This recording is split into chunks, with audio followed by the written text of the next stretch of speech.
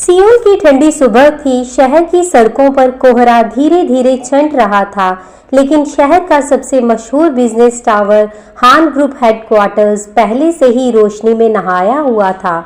Hong जी-हुन 32 वर्षीय कोरियस business world का king, हान ग्रुप का सीईओ हमेशा की तरह अपने ऑफिस में समय से पहले पहुंच चुका था।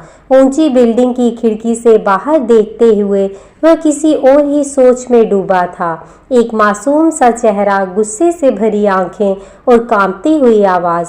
ना ही मुझे आपके जैसे लोगों पर भरोसा है और ना ही आपकी इस झूठी चमक पर। उस लड़की के ये शब्द अब तक उसके दिल में गूंज रहे थे। वह लड़की थी कांग सूजिन, एक आम मिडिल क्लास फैमिली से आने वाली, जो अभी कुछ दिन पहले ही हान ग्रुप में ट्रेनिंग ज्वाइन कर चुकी थी। सुंदर लेकिन अपनी जगह पर अड़िग। हांग जी-हुन के लिए वो बस किसी आम लड़की से कहीं अलग थी। वो उसे पहली नजर में ही दिल दे बैठा था।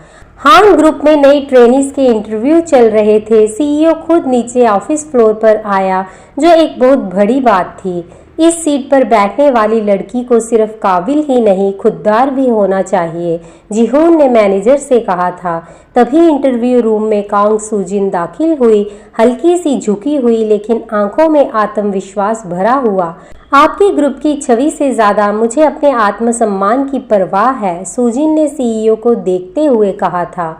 वहां मौजूद सभी लोग चुप हो गए, लेकिन जी-हुन मुस्कुरा दिया। इंटरेस्टिंग, वो बुदबुदाया।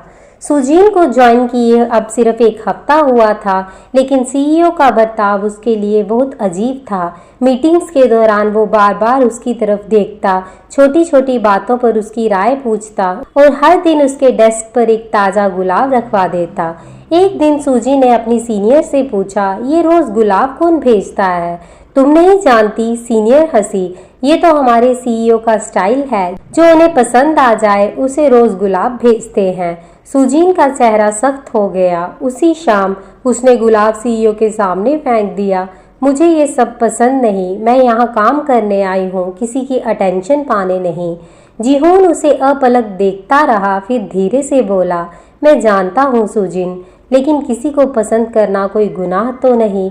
आप जैसे लोगों की पसंद से मुझे डर लगता है, सुजीन ने कहा और बाहर चली गई। जी-हुन को उसकी बातों से चोट तो पहुंची, लेकिन वो पीछे हटने वाला नहीं था। वह जानता था कि ये नफरत उसके दिल में सिर्फ एक दीवार है, जिसके पीछे छुपा है एक दिल जो अभी तक किसी पर भरोसा नहीं करना जानता। उस रात ऑफिस में सुजिन अकेली काम कर रही थी। फाइल्स और कॉफी मग से भरा टेबल। बिजली चली गई, तभी पीछे से एक शांत आवाज आई, क्या तुम डर गई हो? सुजिन पलटी। वो जी-हुन था, हाथ में टॉर्च लिए। मैं अकेली हूँ लेकिन कमजोर नहीं, मैं जानता हूँ। जी-हुन मुस्कुराया, इसीलिए तो तुम्हें पसंद करता हूँ। सुजिन ने उसकी आंखों में देखा, कुछ तो था सच्चा सा, टूटा सा। हान ग्रुप की तीसरी मंजिल पर सुबह सुबह हलचल थी। एक नया प्रोजेक्ट लॉन्च होने वाला था और पूरे ऑफिस का फोकस एक ही चीज पर था, प्रोजेक्ट एटर्निटी। लेकिन सीईओ का ध्यान कहीं और था, उस लड़की पर जो आज भी उससे नफरत करती थी। सुजीन अकेले बैठकर कॉफी पी रही थी, तभी वहां सीईओ जी-हुन आ पहुंचा। क्या मैं बैठ सकता हूँ? सुजीन ने सर उठाया, फिर बिना जवाब दिए अपनी कॉफी की तरफ देखने लगी। जी-हुन बोला, अगर तुम्हें मेरी मौजूदगी से तकलीफ होती है तो मैं चला जाता हूँ। सुजीन ने ठंडी आवाज में कहा, आपका होना ना होना मेरे लिए कोई फर्क नहीं डालता। काश मैं भी तुम्हारी तरह सब कुछ इग्नोर कर पाता, जी-हुन ने धीमे से कहा और चला गया। सुजीन को नहीं पता था, लेकिन वो एक ऐसे इंसान को नज़रअंदाज कर रही थी जो दिल से टूटा हुआ था, लेकिन मुस्कान में सब छुपा लेता था। प्रोजेक्ट एटर्निटी की टीम लीड के लिए सीईओ ने एक सरप्राइज अनाउंसमेंट किया। इस नए प्रोजेक्ट की लीड होगी कांग सूजिन, उन्होंने कहा। पूरा ऑफिस हैरान रह गया। सूजी ने चौंक कर कहा, लेकिन मैं सिर्फ एक ट्रेनी हूँ। जी-हुन ने हल्के से मुस्कुराते हुए कहा, मुझे तुम्हारी सोच पर भरोसा है। सूजिन को यह एहसास हुआ कि उसके काम को सच में सराहा गया है, पर उसके दिल में एक सवाल अब भी था, ये प्रोफेशनल निर्णय है या पर्सनल? सुजीन देर रात तक ऑफिस में फंसी रही। प्रोजेक्ट की फाइलें लेकर वो टेरेस पर गई थोड़ी हवा लेने, और वहां पहले से कोई खड़ा था, जी-हुन। उसने कहा, तुम सोच रही होगी कि मैंने तुम्हें स्पेशल ट्रीटमेंट क्यों दिया।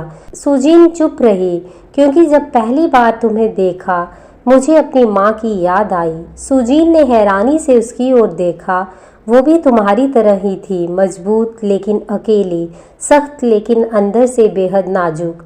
जब वो चली गई मैंने खुद से वादा किया था कि किसी को भी यूँ अकेला महसूस नहीं होने दूंगा। मैंने तुम्हें पसंद करना नहीं चुना, बस हो गया। सुजीन का दिल पहली बार डोल गया। उसे पहली बार लगा शायद उसकी नफरत किसी गलत फहमी पर टिकी है।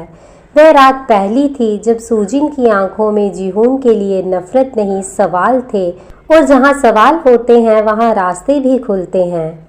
क्या जीहून का पास्ट सुजीन को झकझोर देगा? क्या रोमांटिक इवनिंग नफरत की दीवारें मिटाएगी? और क्या एक तीसरा इंसान सुजी के दिल में दस्तक देगा? जानेंगे नेक्स्ट एपिसोड में।